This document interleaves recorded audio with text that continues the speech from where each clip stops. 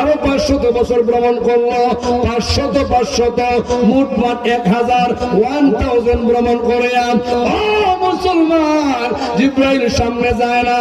একটা স্থানে জিব্রাইল স্তব্ধ দাঁড়ায় রইল। আল্লাহ গো জিব্রাইল আর সামনে যাও না, কারণ কি? আল্লাহ আপনার কাছে আমার দুইটা প্রশ্ন, দুই প্রশ্নের জবাব আপনি না দিলে একটা ইঞ্চি সামনে যাবো না।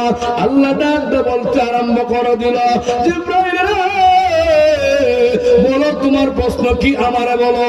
ও মালিক, 1000 বছর ভ্রমণ করলাম, জান্নাতের কোনো কিনারা খুঁজে পাইলাম না, আরো কয় হাজার যাওয়া লাগবে, 1 নম্বর প্রশ্ন জবাব দাও।